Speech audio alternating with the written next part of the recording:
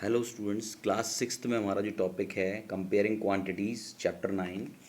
तो इसमें जो हमारा टॉपिक चलेगा वो चलेगा एप्लीकेशन ऑफ परसेंटेज। इसमें है पहले प्रॉफिट एंड लॉस।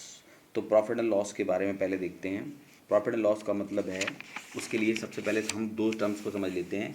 एक है cost price. The price at which an item is purchase is called its cost price. It is abbreviated as CP. तो प्राइस जिस पर एक आइटम परचेज करते हैं, जितने का खरीदा, is called its cost price, और कॉस्ट प्राइस को शॉर्ट में कहते हैं सीपी। ऐसे ही selling price, the price at which an item is sold is called its selling price. जिस प्राइस पर आइटम को सोल्ड करते हैं, बेचते हैं, तो बेचने वाला प्राइस को सेलिंग प्राइस बोलते हैं। और सेलिंग प्राइस जो होता है उसे शॉर्ट फॉर्म में, एब्रिएटेड फॉर्म में एसपी बोलते हैं। एसपी मतलब selling price, cost price and selling price, right. अब जरा इसमें कुछ चीज़ें और देख लेते हैं। When CP is less than SP it indicates a profit.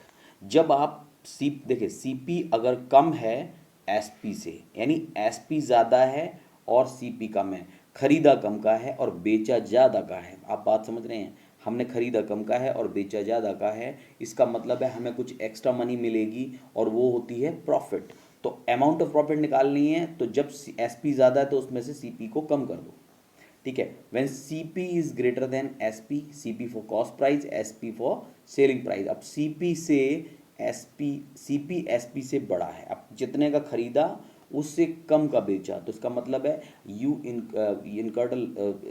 Incurred a loss, या इट इंडिकेट्स अ लॉस। तो ये लॉस हुआ क्योंकि आपने खरीदा से ज़्यादा का, बेच दिया कम का। इट मीन्स ये लॉस हुआ, और लॉस निकालना है तो सीपी में से एसपी को माइनस कर देते हैं।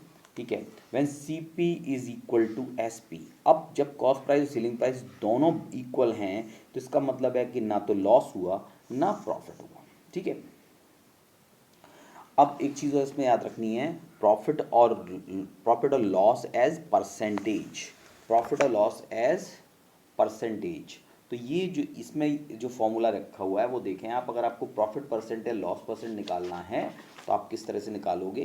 प्रॉफिट, अगर प्रॉफिट परसेंट निकालना है तो प्रॉफिट को हमेशा ऊपर रखोगे, अपॉन नीचे सीपी ही आना है, चाहे प्रॉफिट हो चाहे नीचे लॉस हो। प्रॉफिट अपॉन सीपी इंटू 100, तो प्रॉफिट परसेंट आ जाएगा। अगर लॉस होगा तो आप ऊपर लॉस लिखेंगे, नीचे सीपी इंटू 100। ठीक है। हर हर कंडीशन में सीपी नीचे होगा, डिनोमिनेटर में सीपी ही होगा। ऊपर अगर प्रॉफिट है तो प्रॉफिट रखें, लॉस है तो लॉस परसेंट निकलेगा। ठीक है। तो इन दोनों में से कोई सा भी प्रॉफिट एंड लॉस के हिसाब से फॉर्मूला आप लगा सकते हैं। Now come to question. ठीक है। तो अब इसके अंदर मैं जो है फर्स्ट क्वेश्चन करा रहा हूँ पहले। फर्स्ट और थर्ड में कराऊंगा, सेकंड और फोर्थ में आपके लिए छोड़ रहा हूँ। ठीक है। तो मैं सेकंड और फोर्थ आपके लिए छोड़ रहा हूँ, आप इसको करेंगे। पहला देखें, Binit bought a second hand bike. Beneath bought a second-hand bike for rupees 23,560. He sold it for rupees 25,890. Find the loss or profit or loss in this transaction. जरा इसको देखते हैं कि अगर उसने एक सेकेंड हैंड बाइक खरीदी है 23,560 की, और उसने उसे बेचा है 25,890 में, तो क्लियरली जो कॉस्ट प्राइस ये हुआ, सेलिंग प्राइस ये हुआ, लेकिन S P is greater than C P, selling price is greater than C P. There is profit in the whole transaction. इस होल ट्रांजेक्शन में क्या हुआ कि इसमें प्रॉफिट हो रहा है हमें। तो प्रॉफिट कैसे निकालते हैं? प्रॉफिट कैसे निकालते हैं? S P minus C P.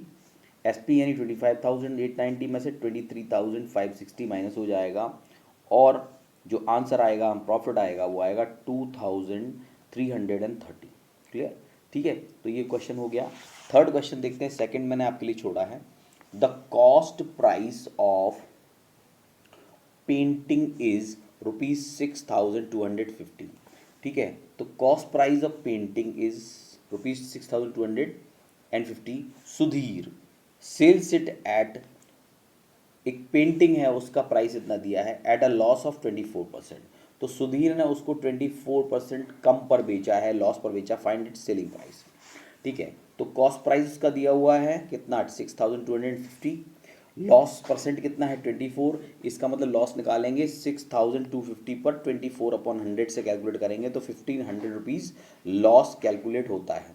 अगर 1500 रुपीज़ लॉस है तो सेलिंग प्राइस कितना आएगा, CP माइनस लॉस 6250 माइनस 1500 यानी 4750 will be the selling price. तो सेलिंग प्राइस कम हो जाएगा और ये क्लियर हो जाएगा। ठीक है, तो इस तरह से आप ये दोनों क्वेश्चंस को आप कर लें, इन दोनों को, विनीत और ये द कॉस्ट वाला, इसके बाद नीना और ये जो फोर्थ क्वेश्चन है, ये दोनों आपको करके मेरे पास सेंड करना है।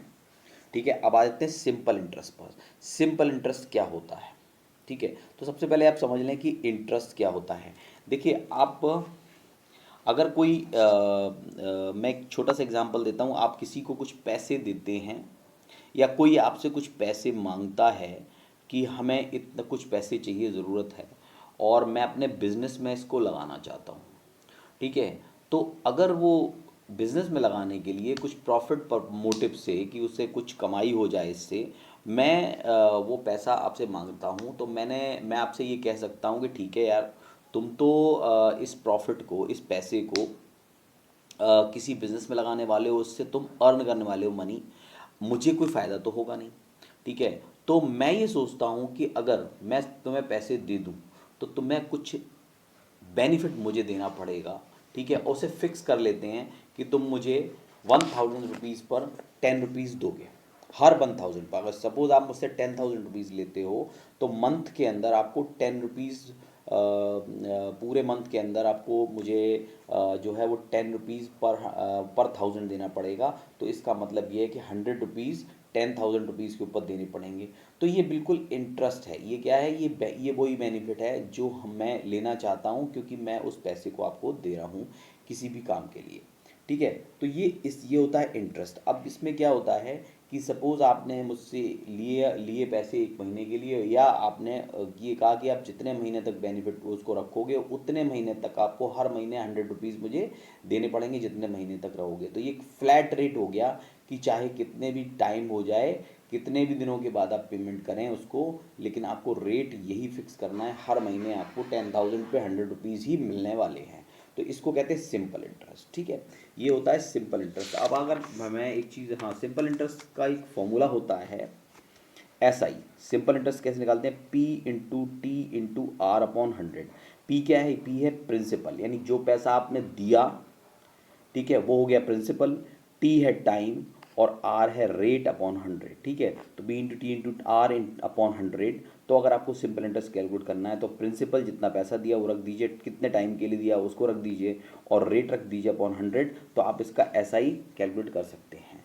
ऐसा ही नहीं है कि केवल आप इससे SI कैलकुलेट कर सकते हैं। देखिए यहाँ पर कितने टर्म्स है, P, T और R। अगर आपको SI दिया हुआ है तो आपको P निकालना है। सपोज आपको P निकालना है तो आप P कहाँ से निकाल सकते हैं, P को एक तरफ ले लीजिए, 100 को ऊपर लेंगे तो SI/100 हो गया, अपॉन T/R लिख देंगे, तो ये आ जाएगा P=SI/100 अपॉन T/R। तो इससे आप P कैलकुलेट कर सकते हैं। इन द सेम मैनर अगर आपको R कैलकुलेट, रेट कैलकुलेट करना है तो SI/100 अपॉन P/T कर सकते हैं। ठीक है, ये देखिए SI/100 अपॉन R/P हो गया। और अगर आपको T कैलकुलेट करना है तो हो जाएगा P/R। नीचे देखिए अगर आपको R कैलकुलेट करना है तो SI ये हो गया, और अगर P करना है तो T/R आ जाएगा। यानी इसी फॉर्मूले को आप इन सब चीज़ों इनमें कन्वर्ट कर सकते हैं, यानी कि इसमें से अननोन जो टर्म है कोई एक, उसको आप इस तरह से इजीली कैलकुलेट कर सकते हैं। और अगर आपको अमाउंट निकालना है तो वो अमाउंट निकालने के लिए आप P+SI, यानी प्रिंसिपल जितना पैसा आपने दिया था और प्लस जितना इंटरेस्ट आपको मिलना है, वो उस दोनों को अगर ऐड कर लेंगे तो ये हो जाएगा अमाउंट, यानी जो पैसा अब आपको मिलने वाला है। तो इस पर बेस्ड आपको क्वेश्चंस करने हैं प्रैक्टिस जोन 5 में। तो ठीक है, मैं नेक्स्ट वीडियो में आपको प्रैक्टिस जोन 5 करा दूंगा, इसमें 1-2 क्वेश्चन करा दूंगा और फिर हमारा नया चैप्टर शुरू हो जाएगा, कॉन्ग्रुएंस ऑफ ट्राइंगल।